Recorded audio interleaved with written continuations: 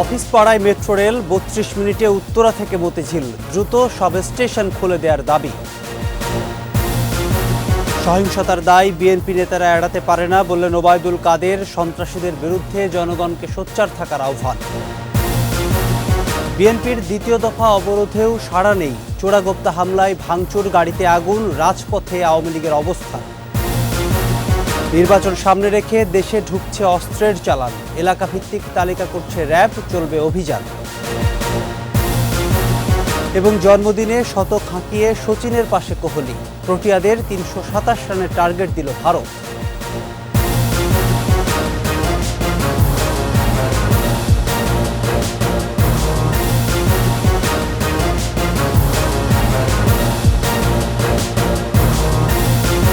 শুনছিলেন first security ইসলামী bank limited সংবাদ শিরোনাম। আমন্ত্রণ সন্ধ্যা ৭:২১ সংবাদে। সাথে আছি আমি প্রণব চক্রবর্তী। দর্শক, একুশে টেলিভিশনের সংবাদ একই সাথে সরাসরি দেখতে পাবেন আমাদের ফেসবুক পেজ www.facebook.com/2124 অনলাইনে। ৩২ মিনিটে উত্তরা থেকে মতিঝিল। যানজটের এই শহরে ২.৫ থেকে ৩ ঘন্টার দীর্ঘ যাত্রা আধ ঘন্টায় পাড়ি দিতে পেরে উচ্ছ্বসিত অফিস পাড়ার যাত্রীরা। শিগগিরই সবকটি স্টেশন খুলে দেওয়ার দাবি তাদের। রাসেল খানের রিপোর্ট, ছবি তুলেছেন মোহাম্মদ হাফিজ। উত্তরা উত্তর স্টেশন, সকাল ৭:১৫। কর্মজীবী নগরবাসীর উপচে পড়া ভিড়। মতিঝিলে ছুটবে স্বপ্নের মেট্রো রেল।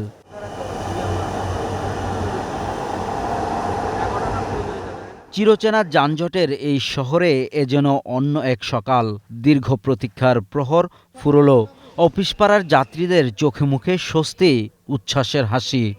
বাংলাদেশের জন্য একটা যুগান্তকারী পদক্ষেপ যোগাযোগের ক্ষেত্রে, কারণ আমরা দেখা যাচ্ছে স্থবির ঢাকা নগরীর অভিজ্ঞতা অর্জন করেছে এতদিন।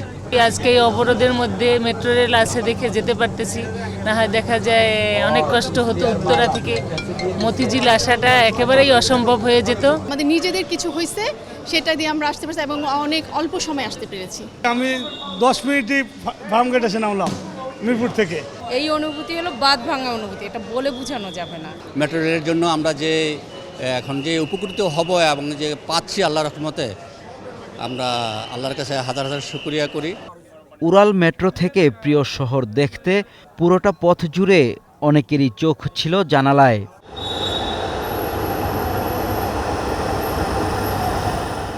কারিগরি ত্রুটির কারণে ভোগান্তিও ছিল, তবে মেট্রো যাত্রীদের আশা কর্তৃপক্ষ নজর দেবেন এ বিষয়গুলোতে। পাঞ্চ করছি, মানে যখন আমরা ভিতরে প্রবেশ করব, অনেকেরটা নিচ্ছে অনেকেরটা নিচ্ছে না, মানে পাঞ্চ হচ্ছে না এখানে। তো ওরা বলতেছে যে আপনি এখান থেকে কার্ডটা ঠিক করে নিয়ে আসেন। একটা কার্ড পাস হলো আর একটা কার্ড পাস হলো না। নতুন কিছু আসে সেটা আমাদের জন্য অবশ্যই ভালো, কিন্তু এর সঠিক রক্ষণাবেক্ষণ আমরা করতে পারি না। চলমান রাজনৈতিক সহিংস পরিস্থিতি মোকাবেলা সহ মেট্রোর সার্বিক নিরাপত্তায় প্রস্তুত রয়েছে নবগঠিত এমআরটি পুলিশ। অবরোধের সময়ও মানুষ সেফ একটা ট্রানজিট হিসেবে কিন্তু মেট্রো রেল নিচ্ছে। হ্যাঁ, তো মানুষ যে এইটাই আশ্বস্ত হয়ে আসতেছে, এটাই আসলে আমাদের নিরাপত্তা দায়িত্বে থাকা হিসেবে আমাদের এটা হচ্ছে একটা সার্থকতা। ডিএমপির সাথে সমন্বয় সাধন করে কাজ করতেছি, যাতে যে কোনো ধরনের ক্রাইসিস ইনস্ট্যান্ট মোকাবেলা করা যায়। পূর্ণতা পেল মেট্রো রেল, চালু হলো মতিঝিল থেকে উত্তরা অংশের।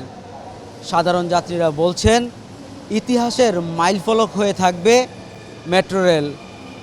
তাদের দাবি যথাযথ রক্ষণাবেক্ষণ যেন হয় মেট্রো রেল, এমনটাই প্রত্যাশা সবার। সচিবালয় স্টেশন থেকে রাসেল খান, একুশে টেলিভিশন, ঢাকা। ওআইসির নারী নেতৃত্ব বিষয়ক আন্তর্জাতিক সম্মেলনে যোগ দিতে সৌদি আরব পৌঁছেছেন প্রধানমন্ত্রী শেখ হাসিনা। প্রধানমন্ত্রী ও সফর সঙ্গীদের বহনকারী বিমান বাংলাদেশ এয়ারলাইন্সের একটি বাণিজ্যিক ফ্লাইট স্থানীয় সময় দুপুর 1:10 মদিনার প্রিন্স মোহাম্মদ বিন আব্দুল আজিজ আন্তর্জাতিক বিমানবন্দরে অবতরণ করে। সৌদি সরকারের উচ্চ পর্যায়ের প্রতিনিধি ও সৌদি আরবে বাংলাদেশের নিযুক্ত রাষ্ট্রদূত মোহাম্মদ জাবেদ পাটোয়ারি প্রধানমন্ত্রীকে অভ্যর্থনা জানান। এর আগে সকাল 9:10 সফর সঙ্গীদের নিয়ে হজরত শাহজালাল আন্তর্জাতিক বিমানবন্দর ছাড়েন প্রধানমন্ত্রী। সৌদি আরবের জেদ্দায় সম্মেলনে যোগদানের পাশাপাশি মসজিদে নববীতে মহানবী হজরত মুহাম্মদ সাল্লাল্লাহু আলাইহি ওয়াসাল্লামের রওজা জিয়ারত ও ফাতেহা পাঠ করবেন। পরে পবিত্র ওমরা পালন করবেন প্রধানমন্ত্রী। 3 দিনের সফরে বেশ কিছু দ্বিপক্ষীয় বৈঠকের কথাও রয়েছে। পুলিশ হত্যা, প্রধান বিচারপতির বাসভবন ও হাসপাতালে হামলা, সাংবাদিক নির্যাতন আর হরতাল অবরোধের নামে বাসে অগ্নিসংযোগের ঘটনার দায় কোনোভাবেই বিএনপি নেতারা এড়াতে পারে না বলে মন্তব্য করেছেন আওয়ামী লীগ সাধারণ সম্পাদক ওবায়দুল কাদের। দুপুরে রাজধানীর বঙ্গবন্ধু এভিনিউয়ে আওয়ামী লীগের কেন্দ্রীয় কার্যালয়ে সাংবাদিকদের সঙ্গে আলাপে বিএনপির সঙ্গে সংলাপের সম্ভাবনাও নাকচ করে দেন ওবায়দুল কাদের। বলেছেন, এমন সন্ত্রাসী দলের সঙ্গে কোনো সংলাপ হতে পারে না, সংলাপের পাঠ শেষ। চলমান অস্থিতিশীল পরিস্থিতিতে দেশকে খারাপ পরিবেশ থেকে রক্ষার জন্য নজরদারি বাড়ানো হয়েছে এবং সার্বিক নিরাপত্তায় বিজিবি মোতায়েন করা হয়েছে বলেও জানান আওয়ামী লীগ সাধারণ সম্পাদক। ওবায়দুল কাদের আরও বলেন, বিএনপি নেতারা পাহাড়ের গুহায় বসে সন্ত্রাসের নির্দেশ দিচ্ছেন আর গ্রেপ্তার হওয়া নেতাকর্মীদের ভুয়া তালিকা দিচ্ছে। এদের কোনোভাবেই ছাড় দেওয়া উচিত নয়। বড় নেতা তারা একজনও কি দায় এড়াতে পারবে?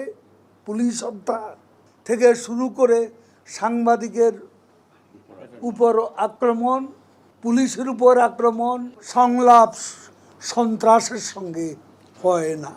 তারা সন্ত্রাসী দল, এবার আরও প্রমাণ করেছে তারা আগুন সন্ত্রাসী দল।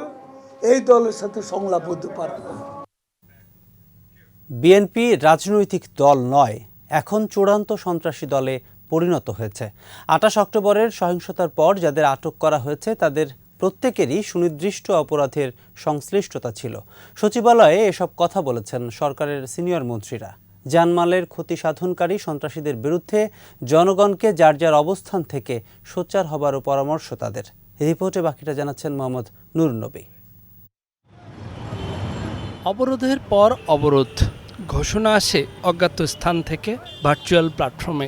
মাঠের কোথাও থাকে না বিএনপির নেতাকর্মীরা কেউই, অথচ প্রতিদিনই চোরাগুপ্তা হামলায় পোড়ানো হচ্ছে যানবাহন। আতঙ্ক ছড়ানো আর জানমালের ক্ষতি করা ছাড়া বিএনপির অর্জনের খাতা শূন্য। উল্টো দেশ ও দেশের বাইরে থেকে গুজব রটিয়ে ফায়দা নিতে মরিয়া দলটি। যে কোনো মূল্যে এটা থামানোর আহ্বান তথ্য ও সম্প্রচার মন্ত্রীর। আর নিষিদ্ধ সংগঠনের কর্মসূচি ঘোষণার মধ্যে কোনো পার্থক্য নাই। অবরোধের নামে গাড়ি ঘোড়ার উপর হামলা, গাড়ি ঘোড়া জ্বালানো, মানুষের উপর হামলা পরিচালনা করা, সেটি হচ্ছে কর্মসূচি। জনগণ তাদের বিরুদ্ধে ক্ষোভের বহিঃপ্রকাশ ঘটিয়ে সরকারের ব্যবস্থা নিতে হবে না, জনগণই তাদের বিরুদ্ধে ব্যবস্থা গ্রহণ করে। অবরোধে শিক্ষা কার্যক্রম ব্যাহত হচ্ছে, থমকে যাচ্ছে অর্থনৈতিক কর্মকাণ্ডও। এই বাস্তবতায় সন্ত্রাস যারাই করছে কাউকে ছাড় না দেবার অবস্থানে সরকার। দেখেন, ওনাদেরকে রাজনৈতিক কারণে ধরা হয় নাই, ওনাদেরকে অপরাধজনিত সংশ্লিষ্টতায় ধরা হয়েছে। তো এই রাজনীতির সাথে এটার সাথে কোনো কানেকশন নাই। ধন্যবাদ।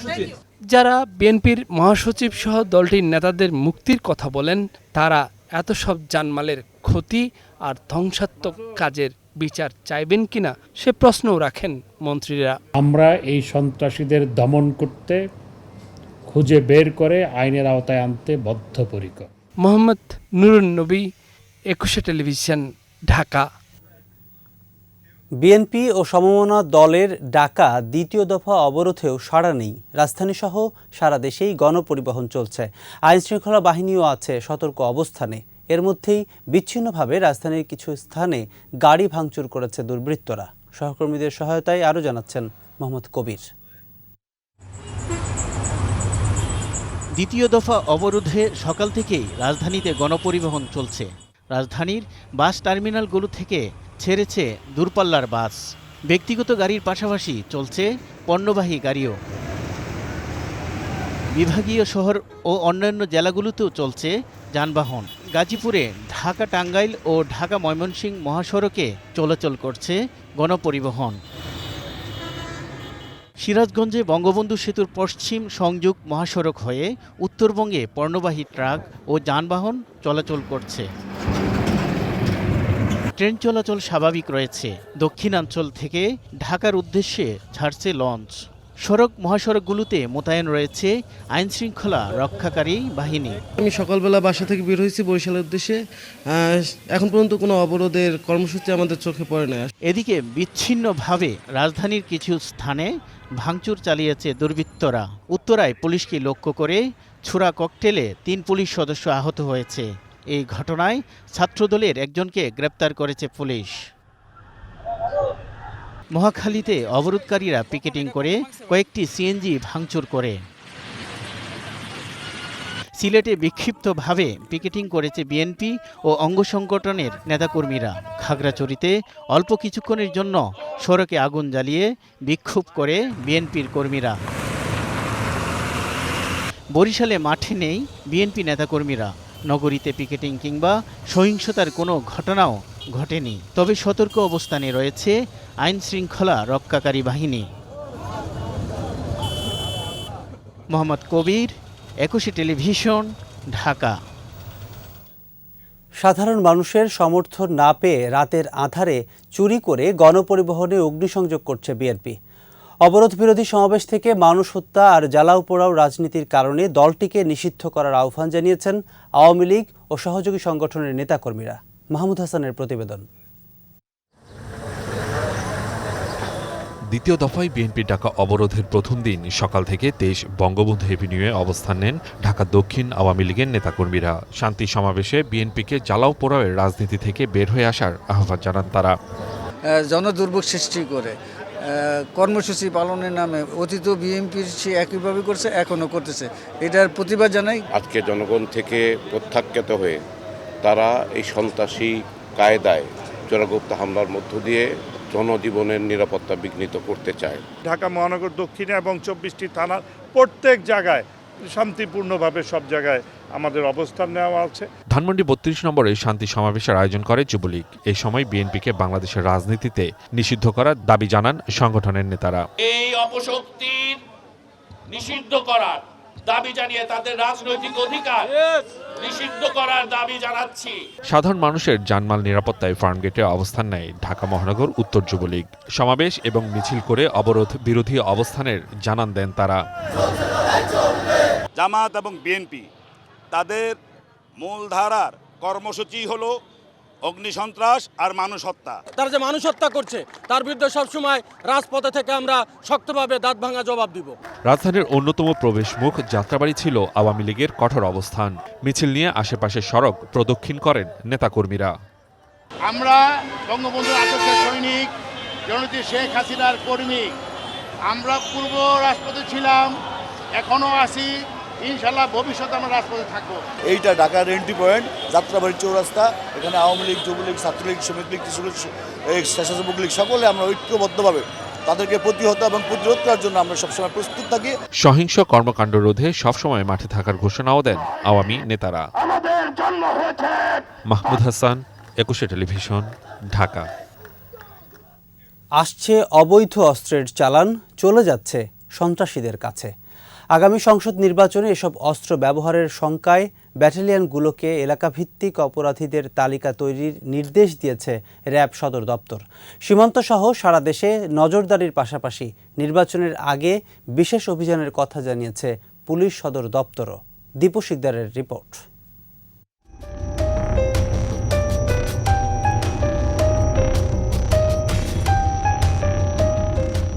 সম্প্রতি রাজধানীর তেজগাঁও শিল্পাঞ্চলের প্রকাশ্যে গুলিবিদ্ধ হন শীর্ষ সন্ত্রাসী মামুন।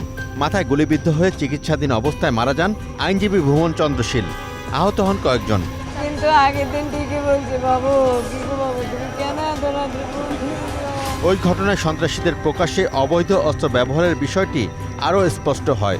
অভিযান জোরদার করে আইন শৃঙ্খলা রক্ষাকারী বাহিনী।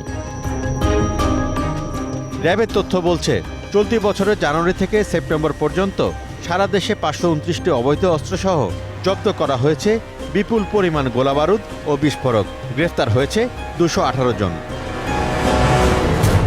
অন্যদিকে চলতি বছরের জুলাই থেকে সেপ্টেম্বর পর্যন্ত 20টি অবৈধ অস্ত্র উদ্ধার করেছে ডিএমপি।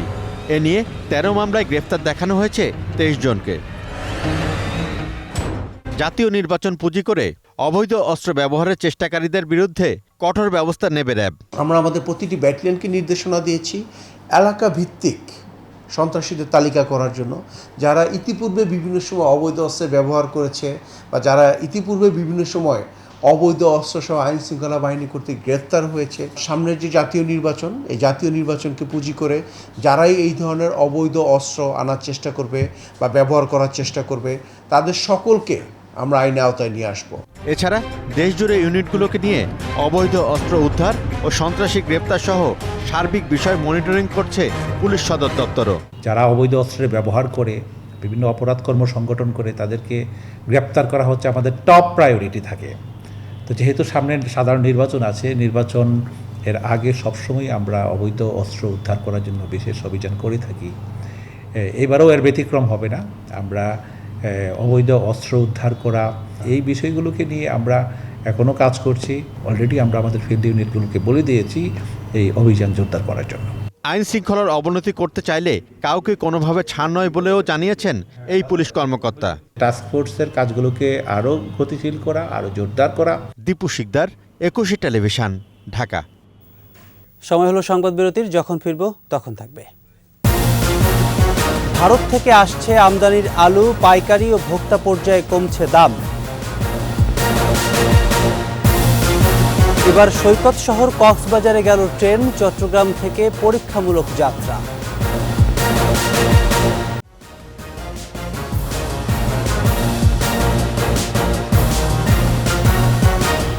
আবারও আমন্ত্রণ সন্ধ্যা 7টার 21 সংবাদে। ভারত থেকে আসতে শুরু করেছে আলু, পাইকারি ও ভোক্তা পর্যায়ে কমছে দাম। অর্থনীতিবিদরা বলছেন, দাম নিয়ন্ত্রণে আলু আমদানি ও রপ্তানির সুযোগ সারা বছরই থাকা উচিত। একটি স্থায়ী ব্যবস্থা থাকলেও মূল্য বৃদ্ধির হঠাৎ প্রবণতা এড়ানো সম্ভব বলেও মনে করছেন তারা। এদিকে পুরো বছরের জন্য দাম নির্ধারণ করে দেওয়ার পরামর্শ কোল্ড স্টোরেজ অ্যাসোসিয়েশনের। সংগঠনটির দাবি, এবছর আলু সংরক্ষণ কম হওয়ার সুযোগ নিয়েছেন অসাধু ব্যবসায়ীরা। তহিদুর রহমানের রিপোর্ট। কৃষি সম্প্রসারণ অধিদপ্তরের তথ্যমতে 2022-23 অর্থবছরে দেশে আলু উৎপাদন হয় 1,11,91,000 মেট্রিক টন, যা গেল অর্থবছরের চেয়ে 1,33,000 টন বেশি। বাংলাদেশ কৃষি গবেষণা কাউন্সিলের তথ্য বলছে 2021 সালে দেশে আলুর চাহিদা ছিল 95,63,000 টন। চাহিদার চেয়ে বেশি উৎপাদন হলেও প্রতি কেজি আলুর দাম 70 টাকায় উঠেছে। কৃষি বিপণন অধিদপ্তর বলছে, কিছু অসাধু ব্যবসায়ী কৃত্রিমভাবে দাম বাড়াচ্ছেন। তারা হিমাগার থেকে চাহিদা অনুসারে আলু ছাড়ছে না। হিমাগারের আলুর ধারণ ক্ষমতা 30 লাখ টনের বেশি। এবছর সংরক্ষণ করা হয় 24,92,000 টন। কোল্ড স্টোরেজ অ্যাসোসিয়েশন বলছে, সংরক্ষণ কম হওয়ার সুযোগে দাম বাড়িয়েছে অসাধু ব্যবসায়ীরা। যারাই আলু সংরক্ষণ করেছে তারা জানে এবার আলু কম রয়েছে, সেই জন্য তারা অতি মুনাফা করছে। এবং যে জাতীয় ভোক্তা অধিদপ্তরকে জেলা প্রশাসন বা উপজেলা প্রশাসন যে জোরদার মনিটরিং করার জন্য সহযোগিতা করা দরকার ছিল, তারা সেটা করতে পারেনি। বাজার নিয়ন্ত্রণে সরকার আলু আমদানি করছে। 77টি আবেদনে অন্তত 50,000 টন আলু আমদানির অনুমতি দেওয়া হয়েছে। ইতিমধ্যে দেশে আসতে শুরু করেছে আমদানি করা আলু। কমছে দামও। আলু আমদানি হলে ডলারের উপর চাপ পড়বে মন্তব্য করে কোল্ড স্টোরেজ অ্যাসোসিয়েশনের সভাপতি দাম নিয়ন্ত্রণের তাগিদ দেন। আমার এখানে সন্দিহান আছে, আমি দেশে এখন ডলারের সংকট রয়েছে। যে ব্যবসায়ী এই আলুটা ইম্পোর্ট করতে চাইবে, ব্যাংকে গেলে ব্যাংক বলবে আপনি কার মার্কেট থেকে ডলার কিনে নিয়ে আসেন, তাহলে আমরা আলু ইম্পোর্ট করতে পারবেন আপনি। বাজার এখন 120 টাকা পার ডলার। এখন সেটা কতটুকু সাকসেসফুল হবে বাস্তবে দেখা যাবে। এবং আলু কখনো বাংলাদেশে আমদানি হয়নি। এদিকে আলু সহ নিত্যপণ্য আমদানির বিষয়টি বাজারের চাহিদার উপর ছেড়ে দেওয়ার তাগিদ দিয়েছেন অর্থনীতিবিদরা। বাণিজ্য মন্ত্রণালয়ের অ্যাডহক পলিসিগুলোকে আমি সমর্থন করি না। হঠাৎ করে তারা আমদানি করা শুরু করে, আবার হঠাৎ তারপরে আবার বন্ধ হয়ে যায়। আমার মতে কোনো কিছুই বন্ধ রাখা উচিত না। সবকিছুই আমদানি করতে পারবে সবসময়, একটা সার্টেন ট্যাক্স দিয়ে থাকবে। এই open trade regime with a proper customs duty থাকলে পরে এটা নিয়ে কোনো মাথা ঘামানোর কিছু নেই। যখনই আলুর দাম ভারতের চাইতে 40% উপরে চলে যাবে, 50% চলে যাবে, তখন আলু এমনি চলে আসবে আমদানি। আলু উৎপাদনের তথ্যে যাতে গরমিল না থাকে সেজন্য আরো সাবধানতার তাগিদ দেন অর্থনীতিবিদ ও ব্যবসায়ীরা। সম্প্রসারণ অধিদপ্তর যে হিসাবটা দিয়েছে 1,04,00,000 মেট্রিক টন আলু উৎপন্ন হয়েছে, এটা সঠিক তথ্য সরকারকে দিচ্ছে না। তৌহিদুর রহমান, 21 টেলিভিশন, ঢাকা। নরসিংদীর হাড়িদোয়া নদীর দখলদার ও দূষণকারীদের 1 মাসের মধ্যে উচ্ছেদ করতে নির্দেশ দিয়েছেন হাইকোর্ট।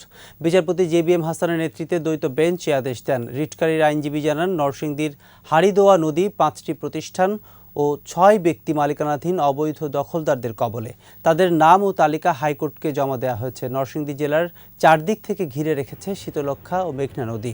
এর শাখা নদীগুলোর মধ্যে ব্রহ্মপুত্র, আড়িয়ালখা, হাড়িদোয়া, পাহাড়িয়া, পুরাতন ব্রহ্মপুত্র অন্যতম। এসব নদ নদী ঘিরেই গড়ে উঠেছে নরসিংদীর শিল্পাঞ্চল। কিন্তু দখল আর দূষণে অস্তিত্ব হারাতে বসেছে নদ নদীগুলো। এ বিষয়ে দৈনিক পত্রিকায় প্রকাশিত প্রতিবেদন নিয়ে রিট করে মানবাধিকার বিষয়ক একটি সংগঠন।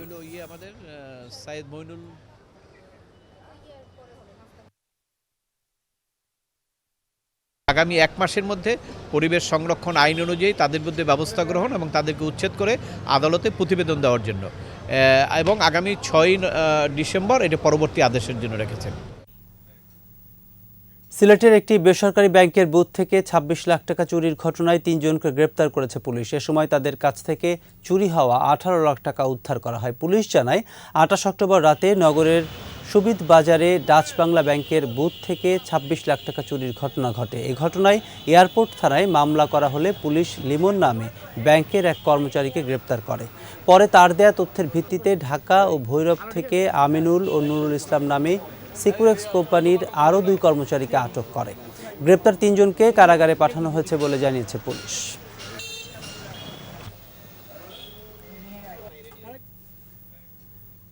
এবার চট্টগ্রাম থেকে কক্সবাজার গেল প্রথম পরীক্ষামূলক ট্রেন। এর মাধ্যমে দক্ষিণ এশিয়ার প্রথম আইকনিক রেল স্টেশনেরও যাত্রা শুরু হলো। প্রতিনিধিদের সহায়তায় আরও জানাচ্ছেন খুরশিদ আলম মুকুল।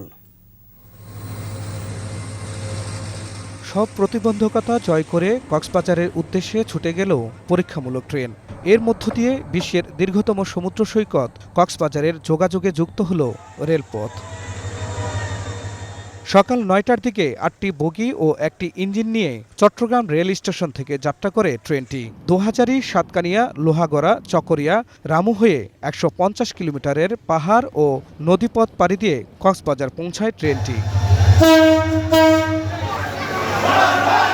এদিকে পর্যটন নগরী কক্সবাজারে প্রথমবারের মতো ট্রেনের হুইসেলে উচ্ছ্বসিত স্থানীয়রা। আমাদের পর্যটন শিল্প বিকাশের ক্ষেত্রে গুরুত্বপূর্ণ ভূমিকা রাখবে। আমরা অনেক দূর এগিয়ে যাব এবং আশা করি এটা অনেকটা ইতিবাচক একটা পদক্ষেপ কক্সবাজারের জন্য। শুধু কক্সবাজার নয়, পরবর্তীতে মিয়ানমার হয়ে চীনের কুনুমিং পর্যন্ত রেলপথ প্রসারিত হবে বলে জানালেন স্থানীয় সংসদ সদস্য। দেশি বিদেশি পর্যটক যে কোনো সময়ে এবং অল্প খরচে, সাশ্রয়ে, অল্প সময়ে কক্সবাজারে এসে পৌঁছবে এবং এই রেল লাইন চলে যাচ্ছে আমাদের মিয়ানমার হয়ে চীনের কুনমিং পর্যন্ত। রেলের প্রকল্প চালুর আগে তা পরীক্ষা করেন পরিদর্শন কর্মকর্তারা। পরিদর্শন অধিদপ্তরের ছাড়পত্র পেলে পরীক্ষামূলক ট্রেন এবং পরে আনুষ্ঠানিকভাবে ট্রেন চলাচল শুরু হয়। সবকিছু ঠিক থাকলে আগামী 11 নভেম্বর প্রধানমন্ত্রী শেখ হাসিনা রেলপথটির উদ্বোধন করবেন। খুরশিদ আলম মুকুল, 21 টেলিভিশন। পাহাড়ি বিচ্ছিন্নতাবাদী সংগঠন কুকি-চিন ন্যাশনাল ফ্রন্ট KNF এর সাথে শান্তি প্রতিষ্ঠা কমিটির প্রথমবারের মতো সশরীরে বৈঠক হয়েছে। সকালে রুমার মুনলাই পাড়ার কমিউনিটি সেন্টারে এ বৈঠকে শান্তি প্রতিষ্ঠা কমিটির চেয়ারম্যান ক্যাশৈলা এর নেতৃত্বে 5 সদস্য এবং KNF এর 10 সদস্য অংশ নেয়। এছাড়াও প্রশাসন ও আইন শৃঙ্খলা রক্ষাকারী বাহিনীর সদস্যরা উপস্থিত ছিলেন। দুপক্ষের মধ্যে এর আগে অনেকবার ভিডিও কনফারেন্সের মাধ্যমে বৈঠক হলেও এক টেবিলে এটিই প্রথম বৈঠক। বৈঠকে KNF এর পক্ষ থেকে 6 দফা দাবি উত্থাপন করা হয়। পাহাড়ি বিচ্ছিন্নতাবাদী এই সংগঠনের বিপথগামী সদস্যদের স্বাভাবিক জীবনে ফিরিয়ে পাহাড়ে শান্তি প্রতিষ্ঠার লক্ষ্যে জেলা পরিষদ চেয়ারম্যান কাশৈলা এর নেতৃত্বে চলতি বছর জুনে 8 সদস্যের শান্তি প্রতিষ্ঠা কমিটি গঠন করা হয়। নিচ্ছি সংবাদ বিরতি, যখন ফিরব তখন থাকবে। শীত মৌসুমে মাছ ধরতে দুবলার চরে জেলেরা, মার্চ পর্যন্ত অস্থায়ী আবাস।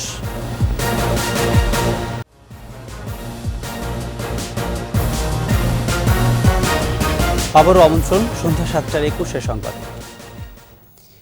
শীত মৌসুমে বঙ্গোপসাগর থেকে মাছ ধরতে দুবলার চরে অস্থায়ী আবাস গড়েন উপকূলীয় অঞ্চলের প্রায় 1.5 লাখ জেলে। নভেম্বর থেকে মার্চ পর্যন্ত সেখানে চলে মাছ ধরা, শুটকি তৈরি ও বিকিকিনি। এবার জলদস্যু নিয়ে আতঙ্ক না থাকলেও আছে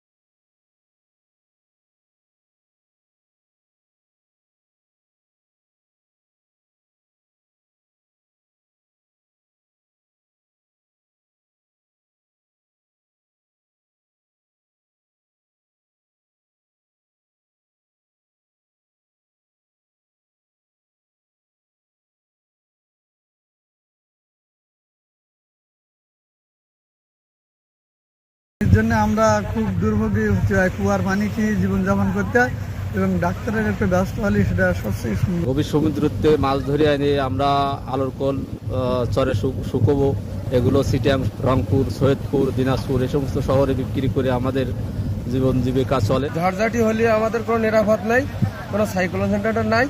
দুবলার চর থেকে এবার 7 কোটি টাকা রাজস্ব আদায়ের লক্ষ্যমাত্রা ঠিক করে 1108টি জেলে ঘর ও 78টি মাছের ডিপো ঘরের অনুমোদন দিয়েছে বন বিভাগ। শুটকি তৈরিতে জেলেদের মানতে হবে নানা শর্ত। আলোরকোল, মাঝের কেল্লা, নারকেল বাড়ি আর শেলার চর, এই 4টি পয়েন্ট থেকে আমাদের এই যে ডিপোগুলো মেনটেন করা হবে। আর আবার এবার আমাদের প্রায় 7 কোটি টাকার একটা লক্ষ্যমাত্রা আছে। সমুদ্রের নোনা জলে হাড়ভাঙ্গা পরিশ্রম করে কাঁচা মাছ থেকে জেলেরা তৈরি করেন শুটকি মাছ। সেই শুটকি যায় দেশের বিভিন্ন অঞ্চলে। মৌলিক সুযোগ সুবিধা নিশ্চিতের দাবি জেলেদের। সমর ইসলাম, 21 টেলিভিশন। সন্দ্বীপ মডেল হাই স্কুলের 90তম বর্ষপূর্তি ও কলেজ শাখার উদ্বোধন উপলক্ষে অনুষ্ঠানের আয়োজন করা হয়। স্থানীয় সাংসদ মাহফুজুর রহমান কলেজ শাখার উদ্বোধন করেন। অনুষ্ঠানে স্কুলের সাবেক শিক্ষার্থী শিল্পপতি আবুল হাশেম সিআইপি, শিল্পপতি নুরুল মুস্তফা সহ সাবেক সচিব মনোয়ার ইসলাম ও আব্দুল মান্নান, রাজনৈতিক নেতা সহ বিভিন্ন শ্রেণী পেশার মানুষ উপস্থিত ছিলেন।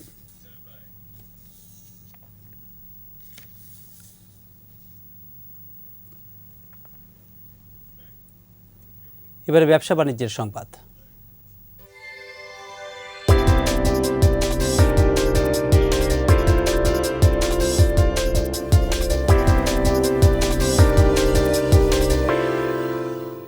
অত্যাধুনিক প্রযুক্তি নিয়ে দেশে এলো ভিভো V29e। স্মার্টফোনটিতে রয়েছে 64 megapixel OIS rear ultra scanning sensing camera, 50 megapixel front camera, 8 megapixel ultra wide angle camera, Qualcomm Snapdragon 695 processor, Funtouch OS 13 operating সিস্টেমের পাশাপাশি থাকবে 8GB র্যাম ও 256GB স্টোরেজ। 4800 মিলি অ্যাম্পিয়ারের ব্যাটারি, স্বল্প সময়ে ফুল চার্জের জন্য থাকবে 44 ওয়াটের ফাস্ট চার্জার। শুরু হয়েছে V29e এর প্রি বুকিং, দাম 36,999 টাকা।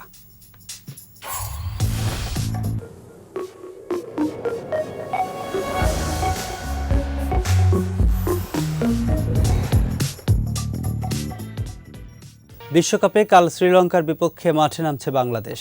আসর থেকে ছিটকে গেলেও চ্যাম্পিয়ন্স ট্রফিতে কোয়ালিফাই করতে এই ম্যাচে জয়ের বিকল্প নেই সাকিবদের। একই সমীকরণে লঙ্কানদের জন্যও ম্যাচটি গুরুত্বপূর্ণ। দিল্লিতে খেলা শুরু হবে দুপুর 2:30টায়। শেষ করছি ঠাকুরগাঁওয়ের ঐতিহ্যবাহী ধামের গানের পালার খবর দিয়ে। কার্তিক অগ্রহায়ণে লক্ষ্মী পূজা, কালী পূজার সময় গ্রামে গ্রামে বসে এ আসর। স্থানীয় যুবকদের পরিবেশিত নানা ঘটনাকেন্দ্রিক পালা দেখতে ভিড় থাকে চোখে পড়ার মতো। ঠাকুরগাঁও প্রতিনিধি SM জসিমউদ্দিনের তথ্য, ছবিতে মাসুম আলিসার প্রতিবেদন।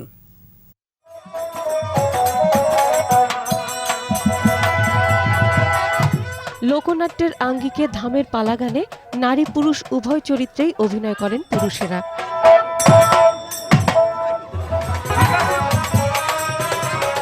পুরুষ চরিত্রটির হাস্যরস ও কৌতুক রসে মানুষের কাছে দারুণ উপভোগ্য আঞ্চলিক এই সংস্কৃতি। রাতের আধারেই তাই দলে দলে ধামের গান শুনতে ছুটছেন শিশু থেকে বৃদ্ধ নানা বয়সের নারী পুরুষরা। আমরা 12 বছর ধরে এই গান বাজনা করি, পালাটিয়া করি, যাত্রা করি, কোথাও কোথাও কীর্তন নিয়েও বাইর হই। ছেলে আমি, মেয়ের ভূমিকা করতে আমাকে ভালো লাগে। ঠাকুরগাঁওয়ের 2 শতাধিক ধামে চলমান এ আসর চলবে 2 সপ্তাহ ধরে।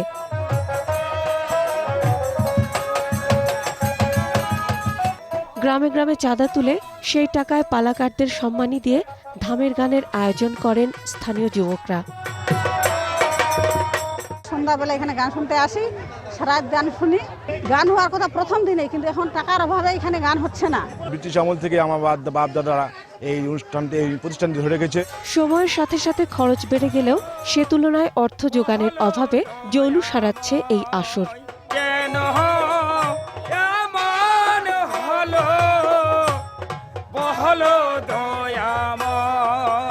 আগে যে একটা জমজমাট ছিল করতাম, সেটা কিন্তু করতে পারতেছি না, কিন্তু এখন একদিনের উপর বা 2 দিনের উপর চালাইতে পারছি না।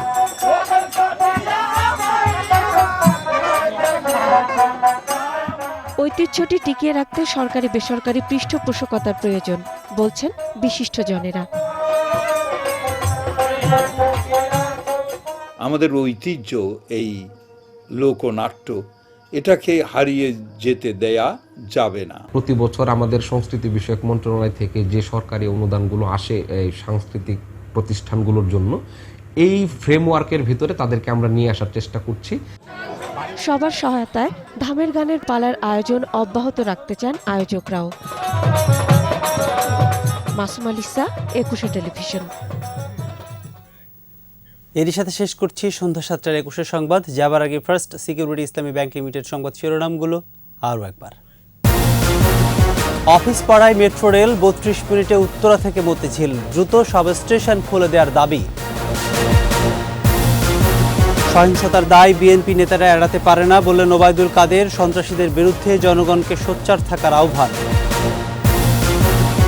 বিএনপির দ্বিতীয় দফা অবরোধেও সাড়া নেই, চোরাগোপ্তা হামলায় ভাঙচুর, গাড়িতে আগুন, রাজপথে আওয়ামী লীগের অবস্থান। নির্বাচন সামনে রেখে দেশে ঢুকছে অস্ত্রের চালান, এলাকাভিত্তিক তালিকা করছে র্যাব, চলবে অভিযান। জন্মদিনে শতক হাঁকিয়ে সচিনের পাশে কোহলি, প্রোটিয়াদের 327 রানের টার্গেট দিল ভারত।